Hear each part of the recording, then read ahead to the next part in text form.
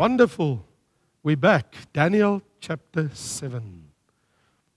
Of course, we are actually moving now from the historical to prophetic in the book of Daniel. Although chapter 2 in the book of Daniel, because of the dream of King Nebuchadnezzar about Gentile kingdoms, the fact is it was about King Nebuchadnezzar and Daniel. But now we have finished the first six chapters in Daniel. Now we move to the prophetic portion of the book of Daniel. Very, very important. It is so important that the Lord Jesus Christ himself spoke about it in his end time ministry, talking about when the time of the end in the world is going to reach its climax. In Matthew 24, verse 15, Jesus said, when you read the book of Daniel about the abomination of the desolation in the temple, he who reads, let him take note. And so Jesus was emphasizing the specific prophecies of Daniel, and the text that Jesus was referring to is the one in Daniel 9, verse 27, as well as in chapter 12, in the latter part. So Daniel chapter 7, we have the dream or the vision of the four beasts. Just take note, from man's perspective, earthly kingdoms is seen like this. Because man reign over man. The head of gold, the chest and arms of silver, and of course copper. And then we have the legs of iron, and we have the feet of iron and iron and clay do not mingle. So from man's perspective, man reign over man. But from the perspective of heaven, these kingdoms, they are actually just wild beasts killing each other. Kingdoms in this world fight, wars, killing each other. So if this is Babylon, the lion with the eagle wings, it's very interesting that the lion with the wings of eagle, not with the wings of a bird like a dove, no, especially an eagle, and that's very important. And here we have the bear, the one feet is up, and it's already devoured 3 ribs. And then we have the Grecian Empire, the leopard with the 4 heads. Very, very interesting. And then, of course, this is chapter 8, when we look at the he-goat and the ram goat. That is very interesting because that narrows the 4 down to 2 to eventually 1. 4, 2, 1. And that is very, very important in these kingdoms. All right? And then the Roman Empire of iron and the wild beast that is more terrible than every other kingdom before it. So just remember that when we read that, just see the picture, it is about kingdoms. So I would like to talk to you in 2 parts when it gets to Daniel chapter 7. In actual fact, when you read it, it sounds very complicated. And it might be some worrisome to you, and with all the facts and everything given. But if I can make it just a little bit easier, Daniel chapter 7 is actually have 2 very different parts. Just to make it very easy. The first part is the vision of the 4 beasts, its kingdoms. The second part is the vision by an angel explaining to Daniel what the visions that he saw, what its meaning is. So the angel interpret what they have seen. So if you read in the first part of Daniel chapter 7 and you don't understand, relax, keep on reading, and as you get to from verse 15, you will get a new picture where Daniel speak personally what he experienced in his spirit when he had these dream visions. And then eventually he will say, well, the angel, which was standing close by, he said, let me explain to you what you saw. Very interesting. All right. So let's go to the first part of the vision. But I'm not going to read through the whole portion. I will read through the portion, but bit by bit, and then explain to you what we are seeing. So let's just read the first 3 verses. Daniel 7, verse 1 to 3. In the first year of Belshazzar, king of Babylon, Daniel had a dream, and visions passed through his mind as he was lying on his bed. He wrote down the substance of the dream. Daniel said, in my vision at night, I looked, and there before me were the 4 winds of heaven, churning up the great sea. 4 great beasts, each different from the others, came up out of the sea. So what we do understand when we read that is that what Daniel is saying, and this is what he's mentioning, is he had this vision. Now, he clearly says when it was. He says it was in the first year of King Belshazzar. It should ring a bell with you. Because the first year of King Belshazzar, it was the first time in Daniel's life that he was actually politically at the background scene in the kingdom of Babylon. Because Nebuchadnezzar died.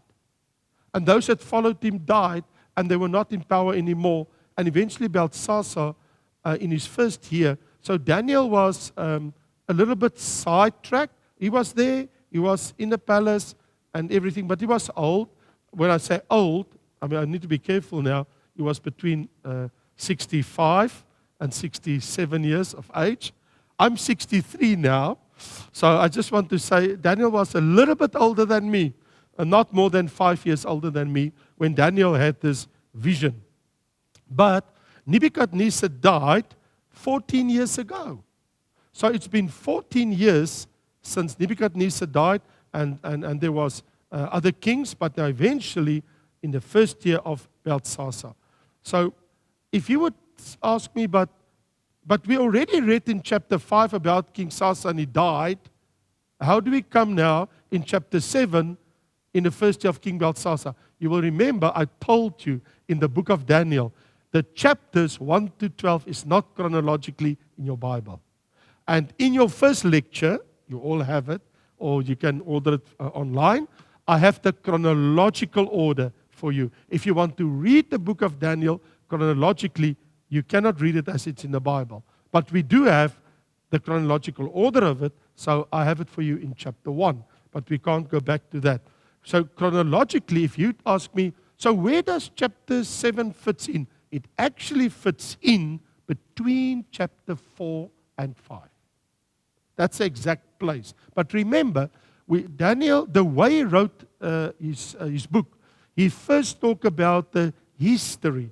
Then he started going into the prophetic part of the visions and the dreams and what God has revealed. That is why you don't find it in a chronological order.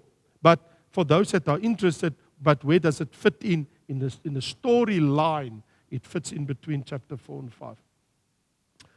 And of course, at this time, Daniel's vision, Belshazzar had just gained position, prominence, and authority, because he said it was in the first year of King Belshazzar. So he just ascended to the throne, and this was the time. Now, of course, in this vision that we've just heard, there's a succession of world political powers. Because this is world political powers. Why is it so important to understand it? Because these world political powers has to do with the times of the Gentiles. The times of the Gentiles. And we are even from Gentile nations. We're not Jewish. So the time of the Gentiles span from here to the last king, the Antichrist. So when he saw these animals in his visions, the Lord was giving him a vision from heaven's perspective, from God's perspective. These kingdoms on earth, these Gentile kingdoms, they're just like wild animals, beasts, killing other kingdoms and thrashing them under their feet and devour them. This is why you see all these animals fighting.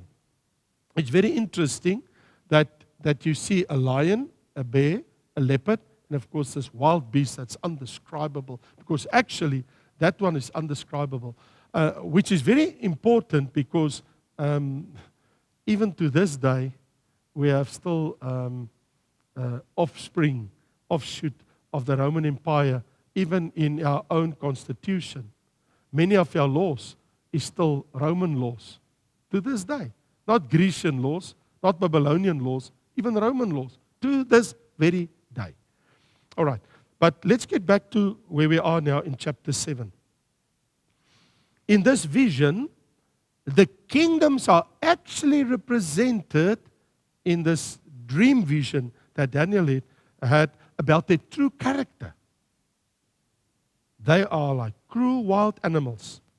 That's now portrayed from a heavenly vantage point. So what we do understand is that, remember, the difference, if you say to me, okay, but what is the difference? If this is the same dream, it is one and the same dream. It's one and the same. The dream that Nebuchadnezzar had and the dream vision that Daniel had is one and the same. The only difference is here we have more detail than we had here. Less detail, more detail. But if you study it very, very carefully, what you will discover is that the first vision of King Nebuchadnezzar, the emphasis was rather from that perspective, the political aspects of these kingdoms on earth to come. While Daniel's vision emphasized or described the moral character of these kingdoms. So that's a very interesting thing, because now we have the political aspects and we have the moral characteristics of these kingdoms that will rule over Israel for many, many years to come, even for millenniums. And so, yes, it is very, very important to realize it is not kingdoms that just reign over the earth, one kingdom after the others. It always goes back to Israel.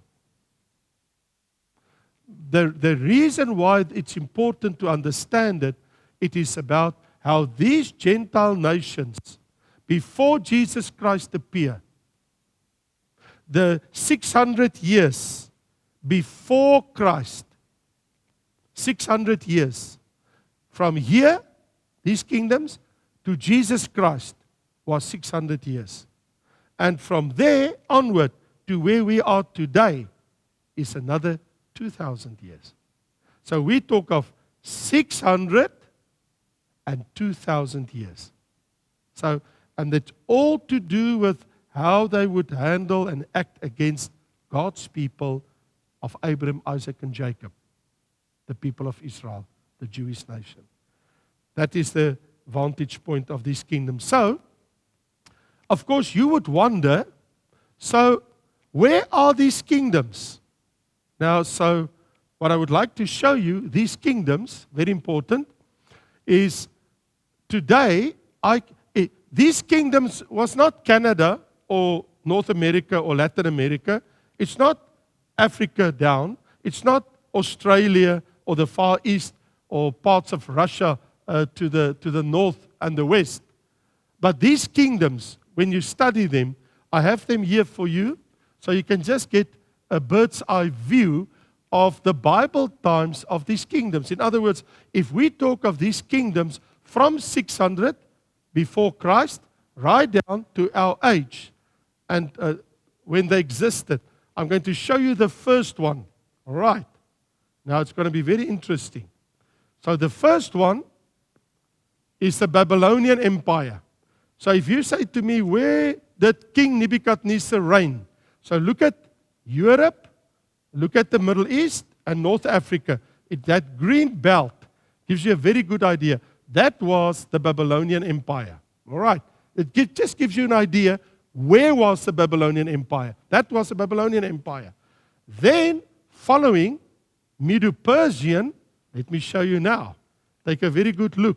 So now, the Medo-Persian Empire covers Babylonian and goes further, including Iran, Iraq, the parts of Turkmenistan, and even of the southeast parts of Europe, Turkey, and these areas. So now you can see this empire was the Medo-Persian Empire, the Bear Empire, while that one was the lion, and of course the head of gold.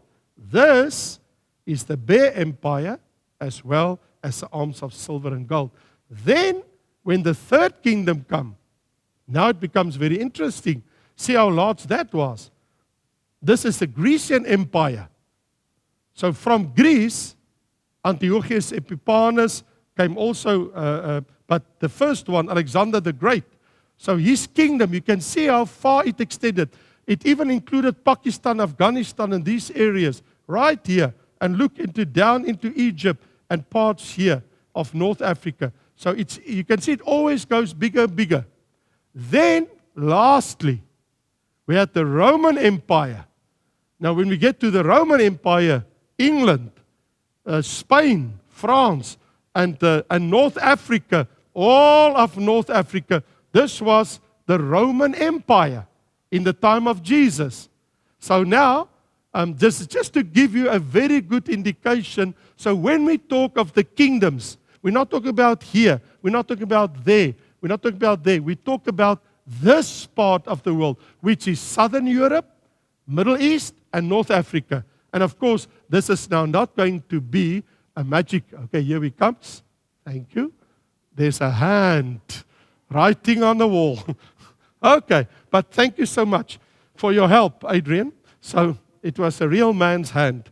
So what we see here is just to show you, now you can see, because of what we had previously, it wasn't very clear, but now you can see. When we talk about all these kingdoms, if you take all these kingdoms together, you get one and the same picture. What is that?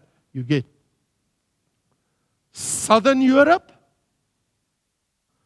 down to the Middle East, North Africa. So here is the hot spot. Here. This is the hot spot where the Antichrist will rule. Because he is the king of all these kingdoms.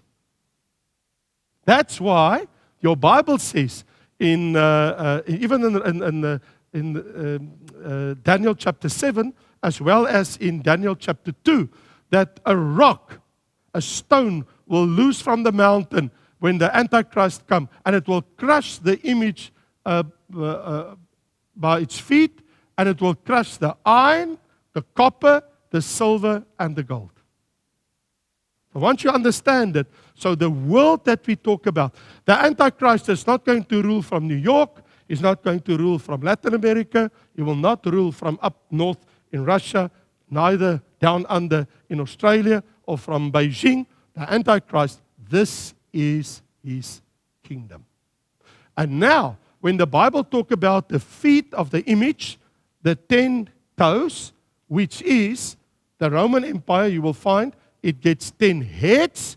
The 10 heads and the 10 feet is one and exactly the same, because right here from Italy, it's split half and half. That is why the Roman Empire in 300 plus after Christ split in half.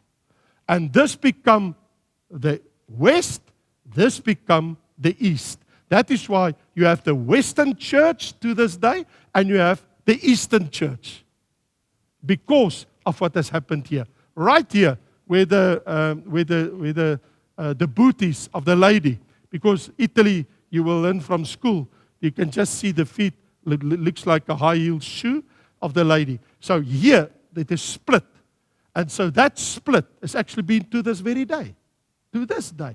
It's never been the same. You have the the west and you have the east. Even in the church, it's the same. And so, of course, when we look at this, we will find the story of the 4 Gentile kingdoms that will rule. And so God was showing by the vision that the dream that he gave King Nebuchadnezzar and the vision dream that he gave to Daniel, God was explaining how the Gentile kingdoms will come and rule the world, trample Israel, make it tough and hard for them. And even when Jesus Christ came, and Jesus, our Lord and Savior, when he arrived on earth, he was under the Roman Empire. Although he was in his country, born in Israel, they were still under the Roman rule. Very, very interesting. Okay, so, of course, this explains to us the times of the Gentiles. Now we know the main area of the focus of the kingdoms of these Gentile nations. And, of course, they succeed in succession one after the other, world empire following the other, as cruel as they've been and what they've done. But the good news is it will all come to an end. The Bible is very clear that the image will be crushed, and even these kingdoms will also be done away. This is just by the will of God that he allows it for a time. There will be a time when God says, enough is enough. And of course, then everything will come to a halt. These 4 kingdoms, and in his vision, verse 3, and 4 great beasts came up from the sea, each different from the other.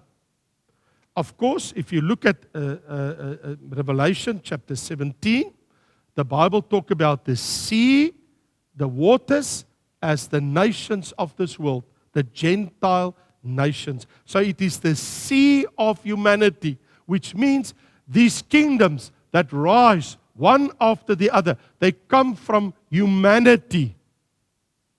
They come from humanity. So when we see about these kingdoms, how they come one after the other, they will come out of humanity.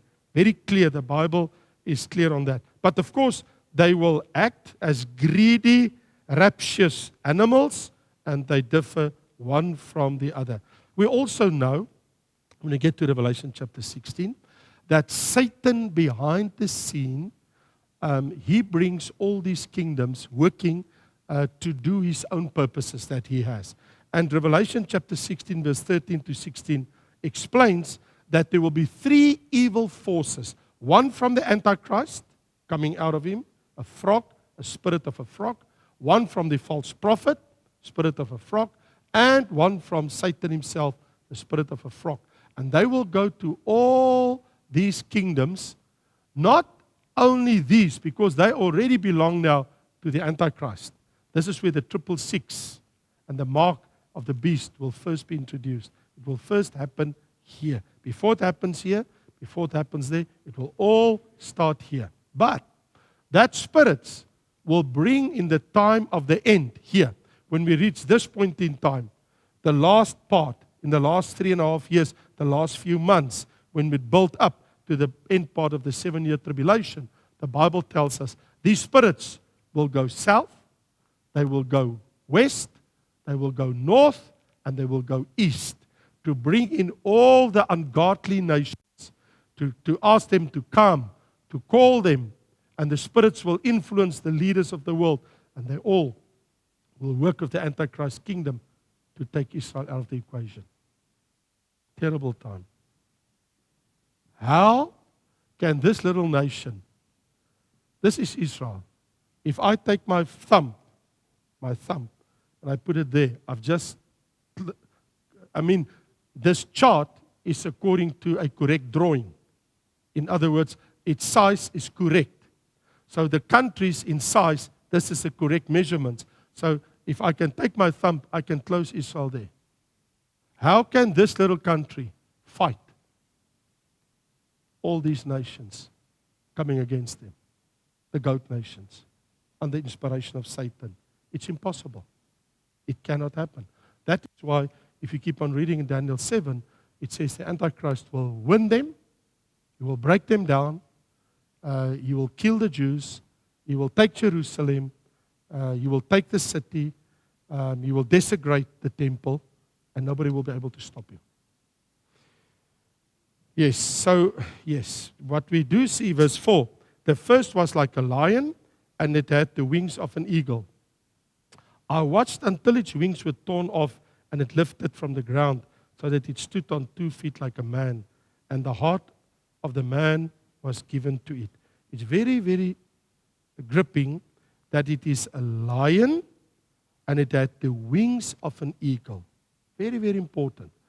Because what God is saying, according from God's perspective, is here is Babylon represented by a lion, wings like an eagle, meaning the lion, although a beast of prey, nevertheless it's one of the more noble beasts of prey. And the same can be said of the eagle as a bird of prey. So when we compare it, did you know that the image of a lion and the wings of an eagle was well known in Babylon? What is amazing is that these images guarded the walls and the entrance gates of the city. They made images of lions with eagle wings.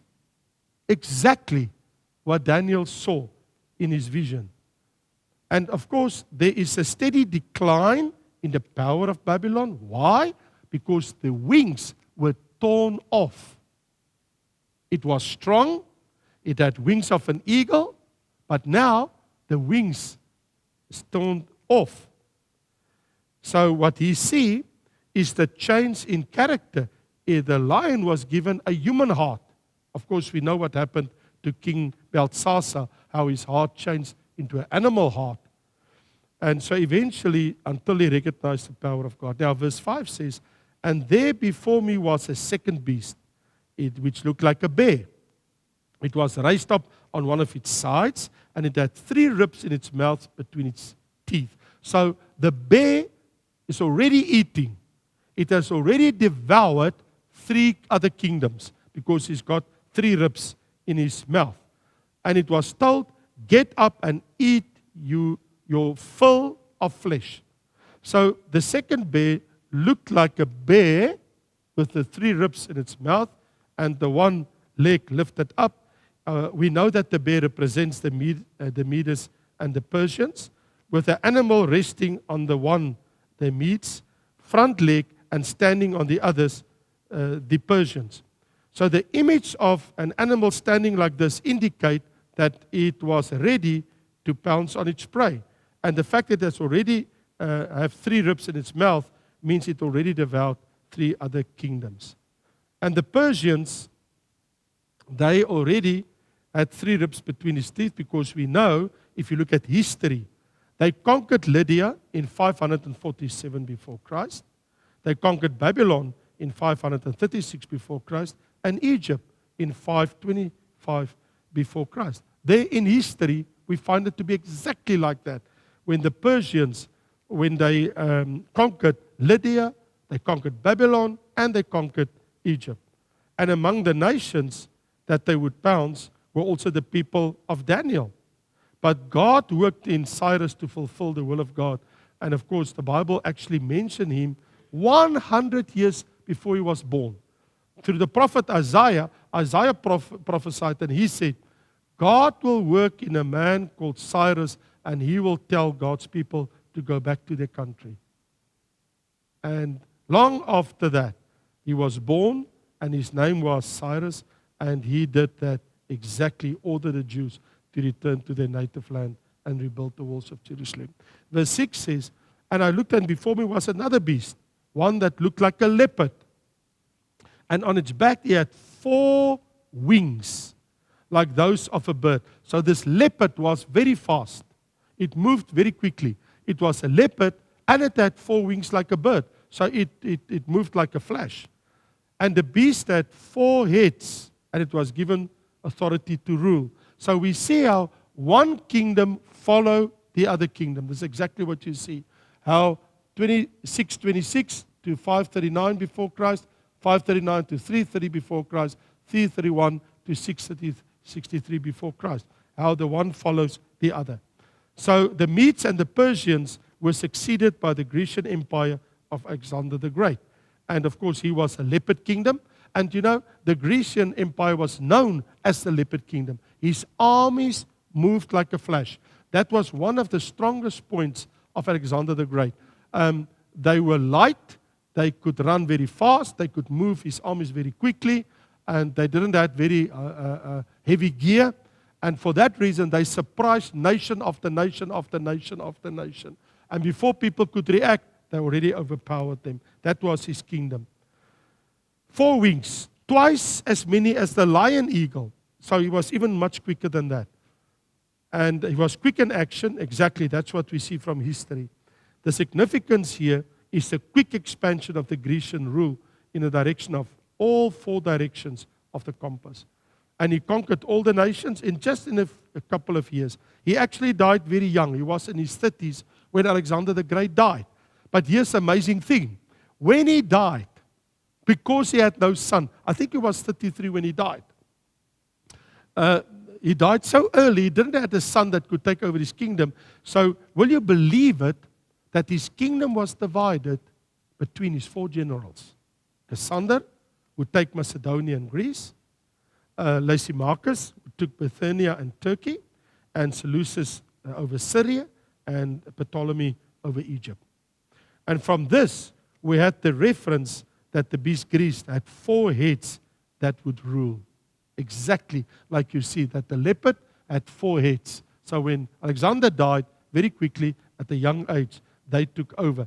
And when you get to Daniel chapter 11, you will find many, many, many years of wars between the Seleucids and the Ptolemies. In other words, the north and the south.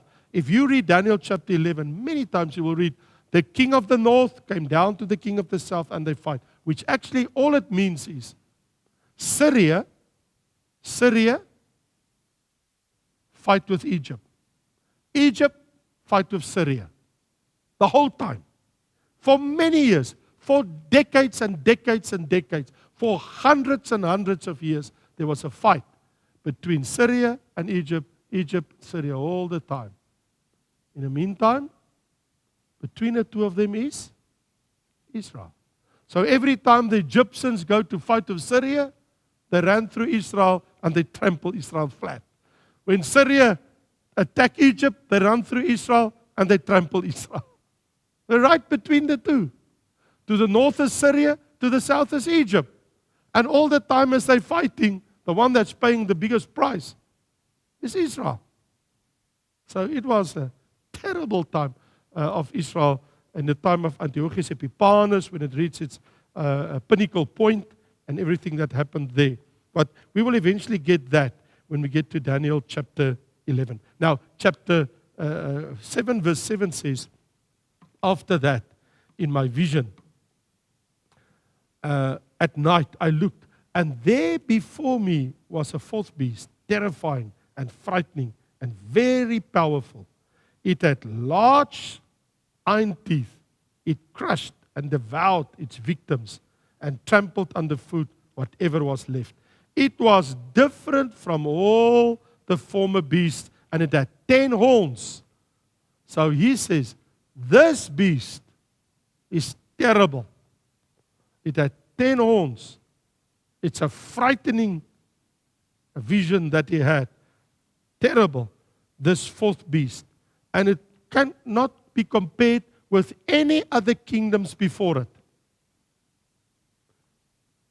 No one could be compared to this empire. And we all know that the empire that followed the Grecian Empire up to the day of Jesus and even 300 years after Christ was the Roman Empire.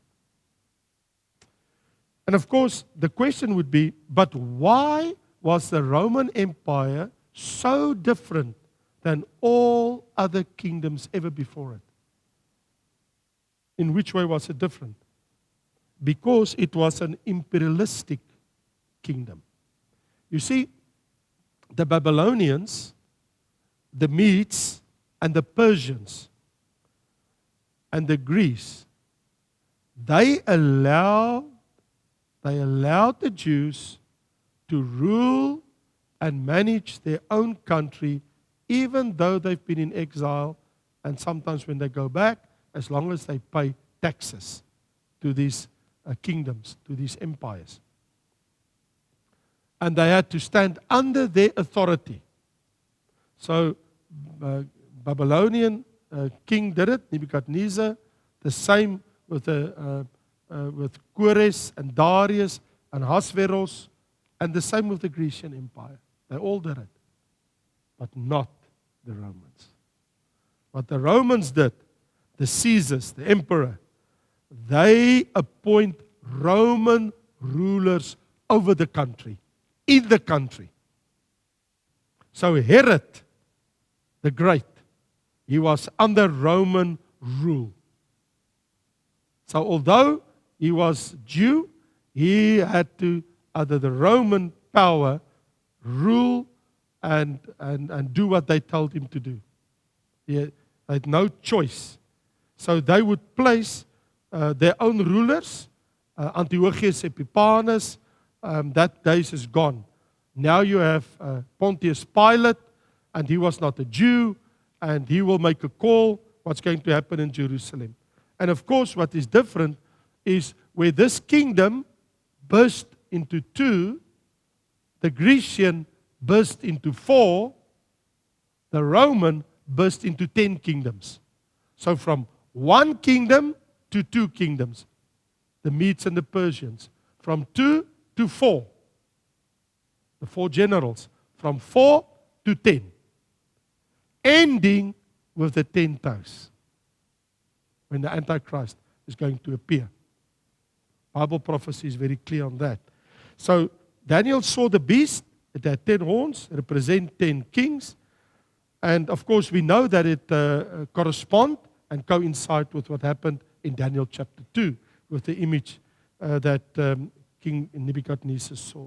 Because the 10 horns and the 10 toes represent 10 kings, and of course of the revived Roman Empire.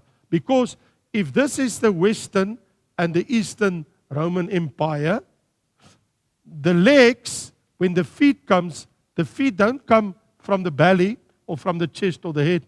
The feet flows from the feet, which means that this empire, this Roman Empire, will be revived in the last days, which means all these kingdoms in the last days will play a very, very important role, because that was the Roman Empire. So the 10 toes, 5 split in the middle here, 5 split in the middle to the east, 5 to the west, 5 to the east, which means 5 very strong nations will in the last days rise from here. And 5 very strong nations will rise from this area in the last days. That's exactly why we see the wars with Russia and Ukraine, and what's happening with Syria and Iraq, and all the wars that you've been seeing going around here. All of them finding their space and their place. And now verse 8 says, while I was thinking about the horns, there before me was another horn, a little one, which came up among them, and 3 of the first horns were uprooted before it.